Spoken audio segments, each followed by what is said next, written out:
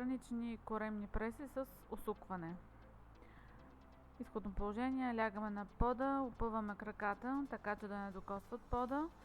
На изправянето издишваме. На следващото издишване се опитваме да докоснем коляно с противоположния лакът, като при това пак държим краката изпънати да не докосват земята. Връщаме се в изгодна позиция и повтаряме същото движение на другата страна.